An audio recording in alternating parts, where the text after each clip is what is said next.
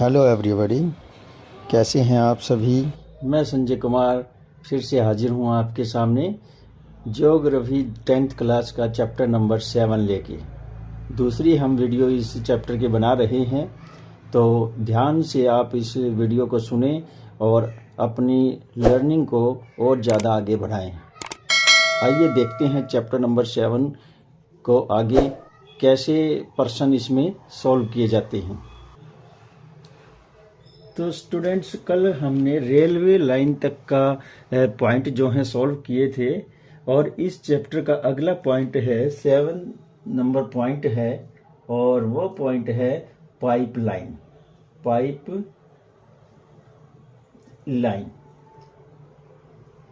Pipe line अगर हम देखें तो एक बहुत ही अच्छा साधन है, और जो 3 साधन बताए थे परिवहन के, उनसे हट करके ये एक अलग साधन निकल करके आया है।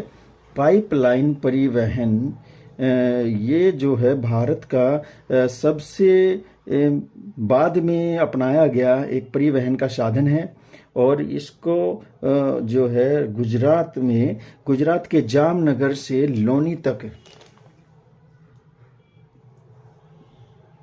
गुजरात के जामनगर से लोनी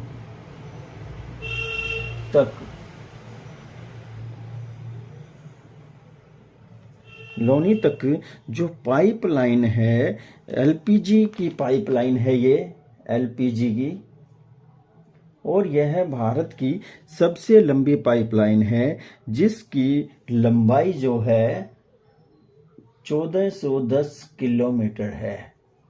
1410 किलोमीटर इसकी कुल लंबाई है, और यह गुजरात में है, और सबसे लंबी भारत की ये एलपीजी पाइपलाइन है।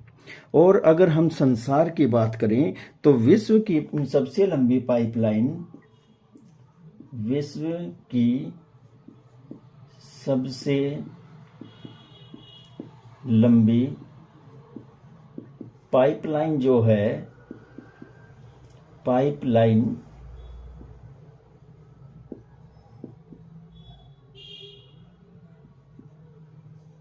वो चीन में है। कहाँ है? चीन में।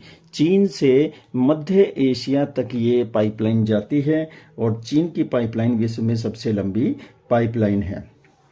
इसके बाद हम देख लेते हैं, अगला हमारा चैप्टर पॉइंट आता है, वो है जलमार्ग। नंबर 8, जलमार्ग। जल मार्ग में हम क्या देखते हैं कि यह जो मार्ग है, यह बहुत अच्छा साधन है वस्तुओं को इधर से उधर ले जाने का। और देखा जाए तो भारत का सबसे बड़ा जल मार्ग कौन सा है? तो भारत का सबसे बड़ा जल मार्ग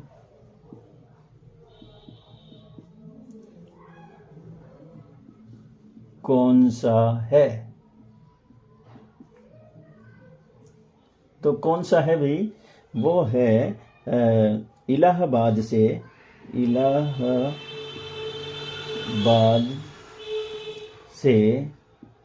हल्दिया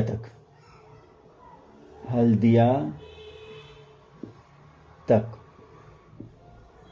ये भारत का सबसे बड़ा जलमार्ग है। इलाहाबाद उत्तर प्रदेश में है, और हल्दिया पश्चिम बंगाल में है। ये सबसे लंबा भारत का जलमार्ग है, और इसको जो है गंगा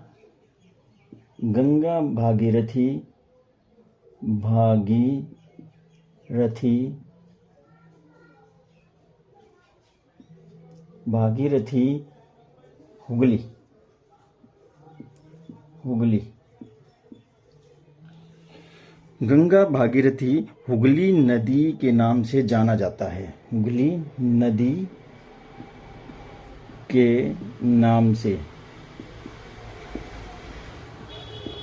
जाना जाता है।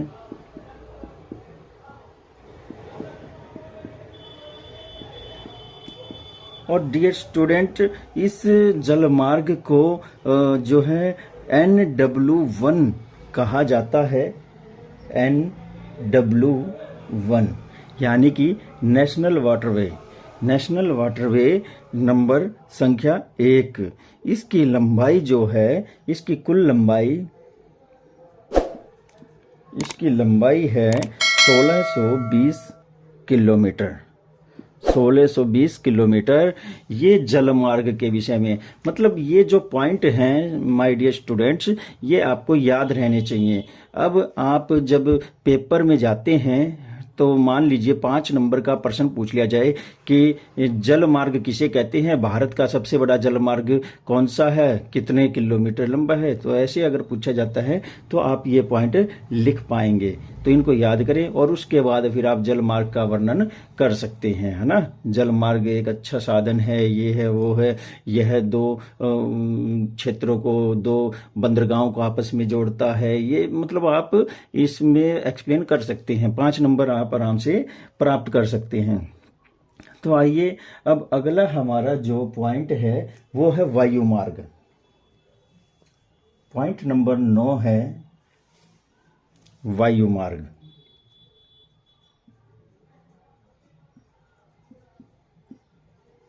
वायु मार्ग आपको सबको पता ही होगा, किसने वायु मार्ग की खोज की थी, वायुयान की खोज की थी।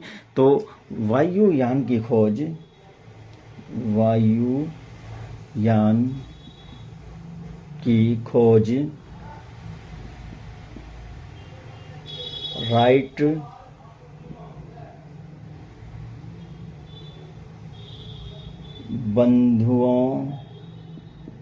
राइट बंधुओं ने की थी। और कब की थी? दिसंबर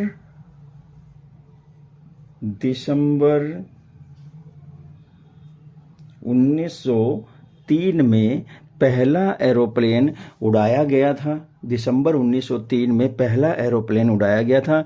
यह 12 सेकंड तक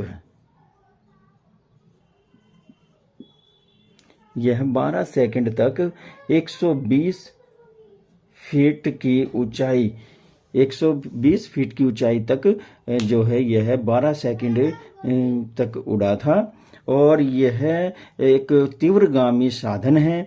भारत का व्यस्ततम जो वायुयान का अड्डा है, जिसे हम हवाई अड्डा बोलते हैं, एयरपोर्ट बोलते हैं, तो वो इंदिरा गांधी और मुंबई के हवाई अड्डे हैं।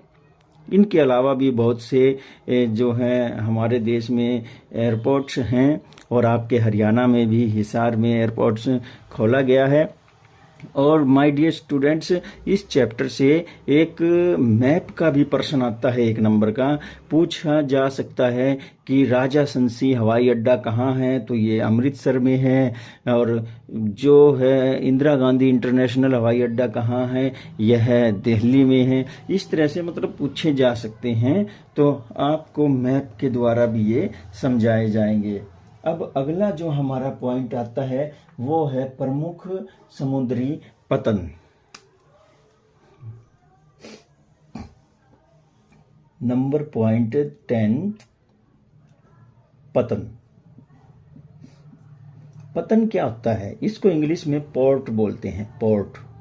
पोर्ट मोबाइल फोन की सिम को दूसरी सिम में कन्वर्ट करना, पोर्ट वाला पोर्ट नहीं है ये है जलीय माध्यम से जुड़ा हुआ एक ऐसा स्थल जहां से वस्तुओं और मनुष्यों को परिवहन के माध्यम से दूसरी जगह ले जाया जाता है, उसे बोलते हैं पतन, बंदरगाह।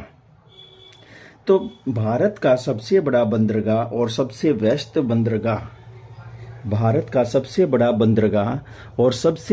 बंदरगाह जो है वो मुंबई है।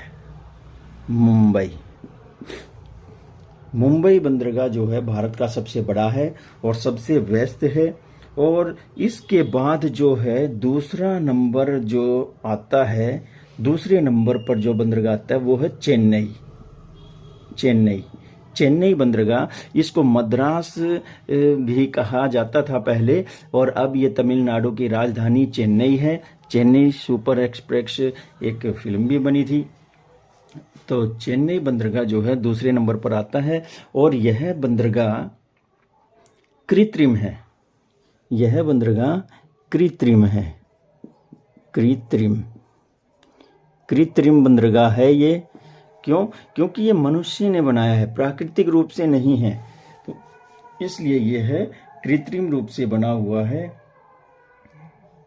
और फिर जो है Shyama Prasad Mukherjee port trust of Kolkata जो है, यह भारत का पहला पतन है। भारत का पहला पतन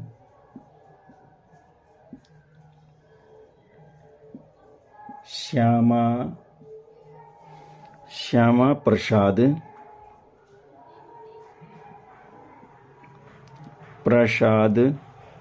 मुखर्जी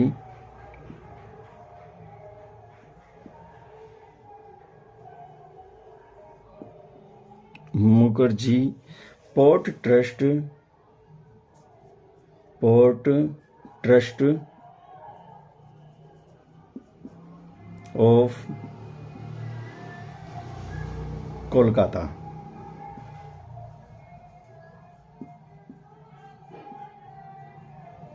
तो जैसे आपको पता चल गया होगा, यह कोलकाता में है और इसका नाम है Shyama Prasad Mukherjee port trust of Kolkata. यह भारत का पहला पतन है और यह 1870 से रेगुलर कार्य कर रहा है। 1870 से यह जो है सुचारू रूप से चल रहा है, सुचारू रूप से चल रहा है। तो ये हमने पॉइंट किए हैं। और अगला पॉइंट हमारा है आकाशवाणी। 11 नंबर पॉइंट है आकाशवाणी या दूरदर्शन। आकाशवाणी, आकाश भी दूर होता है, और दूरदर्शन यानी कि दूर बैठे हुए दर्शन। कितना अच्छा एक्सप्लेन किया जा सकता है, इसको देखिए, आप समझ गए होंगे। तो आकाशवाणी जो है यह हमारे देश में 1927 से शुरू हुआ। यह 1927 से शुरू हुआ और सबसे पहले मुंबई और कोलकाता। मुंबई और कोलकाता में आकाशवाणी की शुरुआत हुई 1927 से, और 1930 में इसका राष्ट्रीयकरण हुआ। 1930 में आकाशवाणी का राष्ट्रीयकरण हुआ।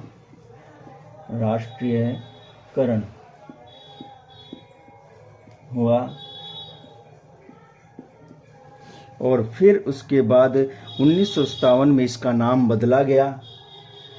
1957 में इसका नाम बदलकर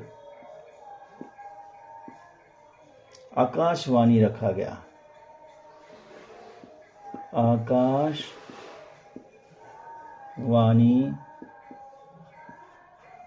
रखा गया।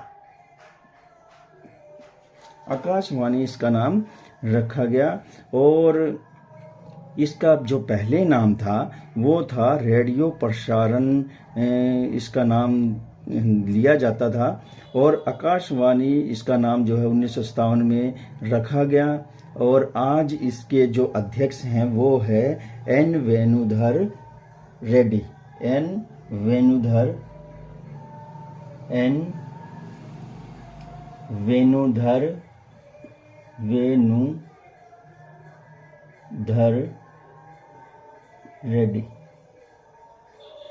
रेड्डी, है ना। गजब की बात है। पहला इंग्लिश, हिंदी, इंग्लिश, तो ये पेपर में कैसे भी पूछ सकता है, हिंदी से भी याद रखना, इंग्लिश से भी याद रखना। एन को ऐसे भी लिख कर दे सकता है, AN एन, फिर वेणुधर रेड्डी, ये जो है ये कैसे भी पूछा जा सकता है। तो चतुराई से सजग होकर के याद करें। और इसमें जो है अब हम हरियाणा का बता देते हैं आपको कि हरियाणा में हमारा जो आकाशवाणी केंद्र है वो पहला आकाशवाणी केंद्र कब और कहाँ खोला गया था। तो हरियाणा में के रोहतक में 1976 मई 1976 में जो है आकाशवाणी खोला गया था। में आकाशवाणी की स्थापना हुई।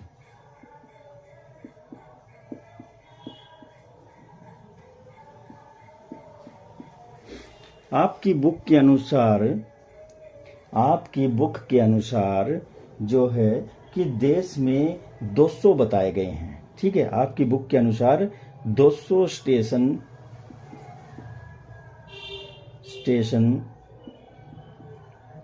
200 स्टेशन जो हैं किसके बताए गए हैं, आकाशवाणी केंद्र के स्टेशन बताए गए हैं 200 के लगभग।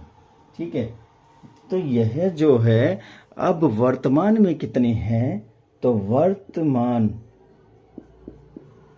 वर्तमान में 290 हैं।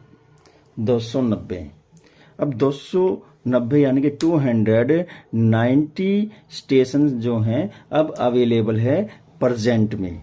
ठीक है, और ये जो हैं सुचारू रूप से कार्य कर रहे हैं। और हमारे हरियाणा का भी मैंने आपको बता दिया कि सबसे पहला कौन सा है। फिर इसके बाद आता है संचार तंत्र। अब आता है पॉइंट नंबर 12, संचार तंत्र। देखिए संचार तंत्र क्या होता है, जैसे लेटर यानी कि पोस्ट,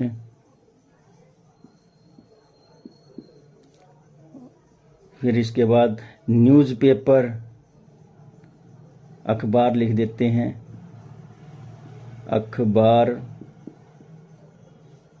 फिर इसके बाद जो है टीवी, और फिर इसके बाद और क्या है, इसके बाद क्रांति तो तब आई जब इसमें जो है इंटरनेट जुड़ गया। जब इंटरनेट जुड़ा, क्रांति तो तब आई।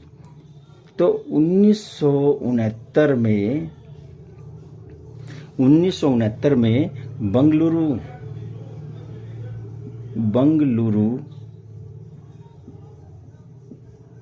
में इंटरनेट का पहला प्रयोग हुआ और सूचनाएं जो हैं तीव्र गति से इधर से उधर पहुंचने लगी। और यह किसके माध्यम से होता है, यह होता है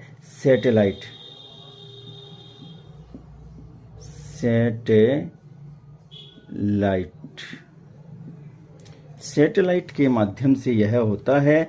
और यह तीव्रतम जो है संचार का साधन है। संचार का मतलब होता है खबरों को इधर से उधर पहुंचाना, इंफॉर्मेशन को या हमारे विचारों को दूसरों तक पहुंचाने का जो माध्यम है उसको संचार के साधन कहा जाता है। और इंटरनेट का पहला प्रयोग बंगलुरु में 1969 में हुआ था। बंगलुरु से कोलकाता में पहला ईमेल भेजा गया था। और बहुत ही अच्छा ये प्रश्न है, संचार का तंत्र जो है प्रश्न पूछा जा सकता है। अगला पॉइंट है बस आज के लिए इतना ही इस वीडियो में।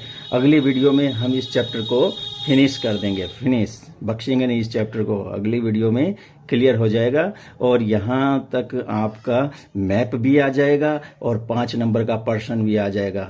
तो अच्छे से इन पॉइंट्स को याद रखें और अपने पेपर को बिल्कुल रिलैक्स होकर के देकर आएँ। और मैं संजय कुमार स्टडी 888 चैनल के साथ आपका अपना चैनल को लेकर के आपके साथ हमेशा बना रहूँगा। तो बेफिक्र होकर के अपना एग्ज़ाम करें। और अगर आप इस चैनल पर नए हैं तो आप इस चैनल को लाइक, सब्सक्राइब और शेयर करना न भूलें। धन्यवाद। जय हिंद।